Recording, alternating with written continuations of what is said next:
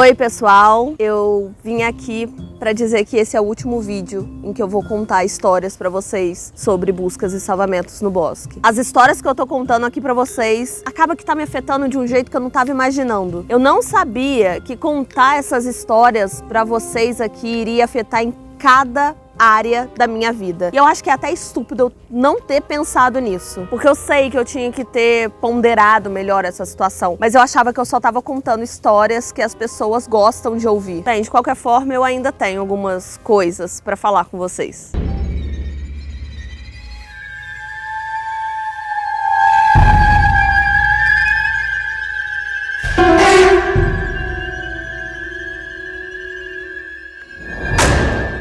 Oi, eu sou a Cibele e sejam bem-vindos à Terra do Medo. Último vídeo de buscas e salvamentos no bosque e vamos saber o desfecho dessas histórias. Talvez não tenha desfecho ou talvez tenha, vamos descobrir agora. Mas fica tranquilo que logo logo tem mais creepypasta pra vocês.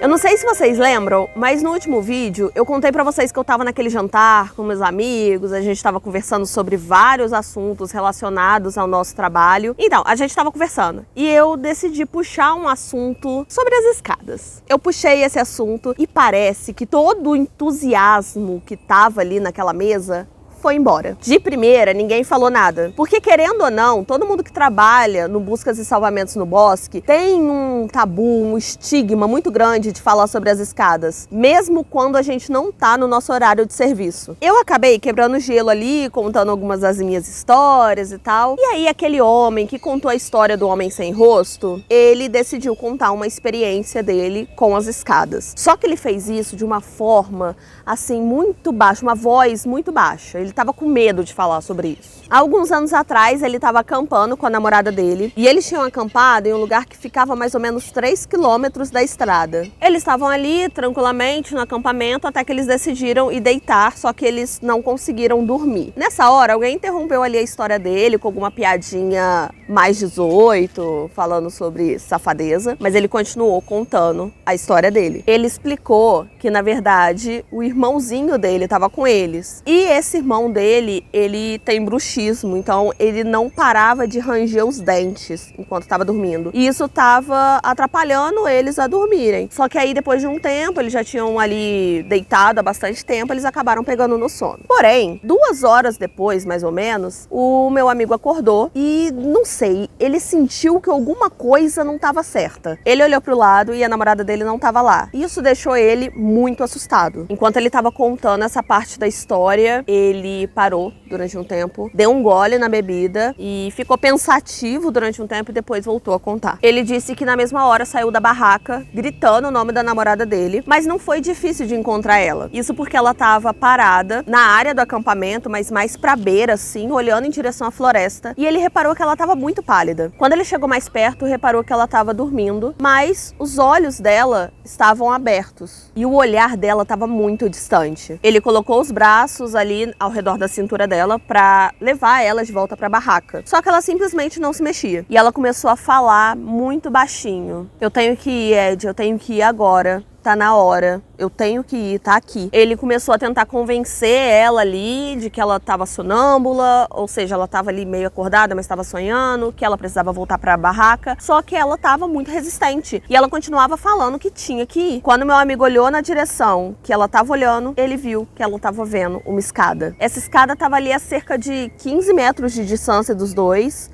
Ela era cinza, de concreto. A namorada dele começou a andar em direção à escada, só que na mesma hora ele assustou e segurou ela. Isso fez ela acordar do transe. E aí ela olhou na direção dele com um olhar de como se ele tivesse doido. E ela começou a perguntar o que os dois estavam fazendo ali fora da barraca aquela hora. Ele não respondeu nada a ela, assim, só explicou que ela estava tendo uma crise de sonambulismo e os dois voltaram para a barraca. Ele falou que é muito difícil de falar sobre isso e até de pensar sobre isso. E ele perguntou pra gente ali se a gente entendia. E é claro que todo mundo naquela mesa entendia exatamente o que ele estava sentindo.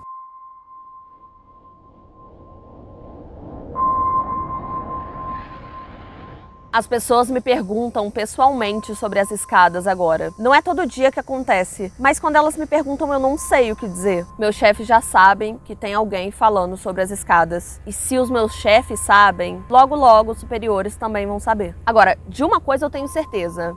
Eles não estão felizes com isso. Foi me dito formalmente que eu não poderia falar mais sobre as escadas com absolutamente ninguém. Inclusive, esse é um dos motivos pelos quais eu vou parar com esses vídeos, né? Parar de postar os vídeos aqui pra vocês. Eu não posso arriscar o meu emprego por isso, tá entendendo? É claro que eu adoro desabafar sobre essas histórias, contar essas histórias pra vocês, ver o que vocês acham delas, mas eu não posso arriscar o meu emprego por isso, porque eu amo o meu emprego. Mas por conta da atenção que esses vídeos receberam, eu acabei ouvindo mais algumas histórias. A maioria delas eu não me lembro, mas as que eu me lembro, provavelmente eu nunca vou esquecer. Uma dessas histórias é de uma menina que desapareceu no interior do estado. Primeiramente, as pessoas acharam que ela tinha fugido de casa, por conta própria mesmo, até porque a vida dela em casa não era das melhores. Ela vivia brigando com a família, ela não se dava bem com os pais. Então, ninguém ficou muito abismado com a teoria de que ela fugiu de casa. Mas algumas pessoas disseram que viram ela no parque antes dela desaparecer. Então, assim, foi a última vez que ela foi vista. Logo, alguns oficiais foram mandados pra lá pra ver se encontravam ela ou se alguma coisa mais séria tinha acontecido. Demorou um pouco, mas eles encontraram ela. Quer dizer, não encontraram ela inteira. Só encontraram metade da língua e metade do maxilar dela. Pelo que eu ouvi falar, esses cortes foram muito limpos. Depois disso, ninguém encontrou mais os restos dela.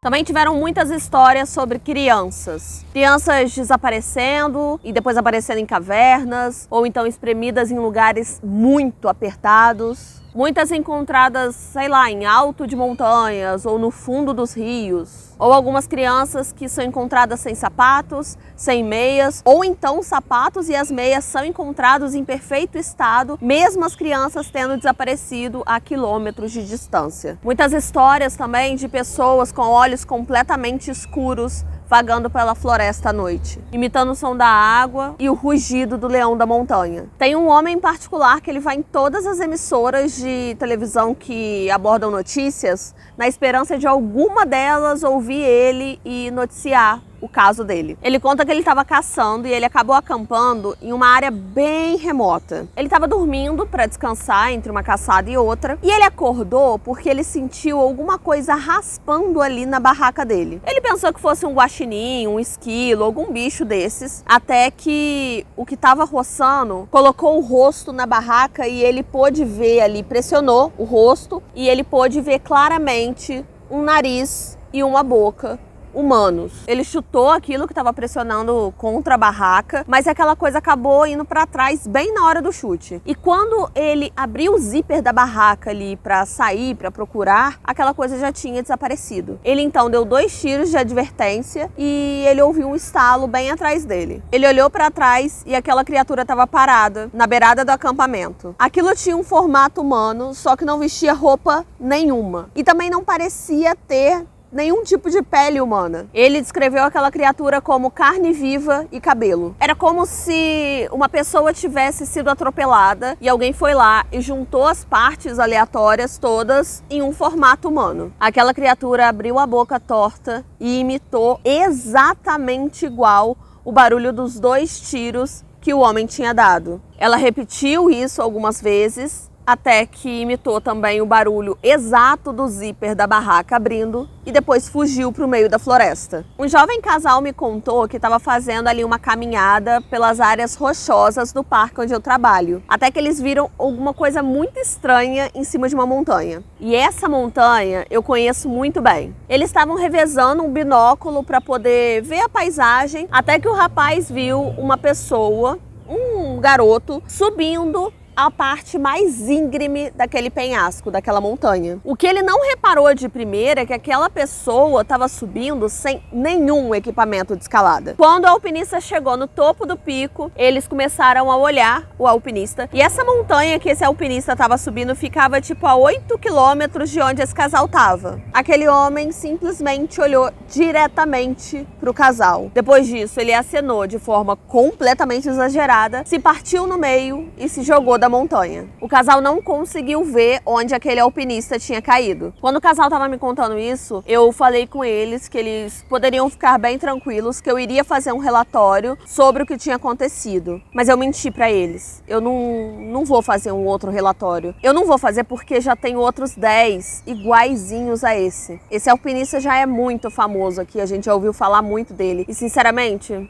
eu não questiono mais. Tem tantas coisas no meu trabalho que eu simplesmente não consigo entender. E sinceramente, para eu relatar tudo, para eu contar tudo, levariam anos e anos. Quando eu sentir que o meu trabalho não está em perigo, que eu não vou ser demitida por contar essas histórias para vocês, eu volto a fazer mais vídeos sobre o buscas e salvamentos no bosque. E obrigada a todo mundo que acompanha e que tá vendo e gostando de tudo que eu tô contando para vocês. Quer dizer, tudo que eu contei para vocês. Agora, um recado importante para vocês antes de eu ir. Se vocês forem entrar na floresta, eu aconselho que vocês estejam preparados. Tragam água, comida, equipamentos de sobrevivência. Avisa todas as pessoas que você conhece onde você está indo. E não entre em caminhos desconhecidos, a não ser que você saiba exatamente o que está fazendo. E acima de tudo, não olhem, não toquem e muito menos subam nas escadas.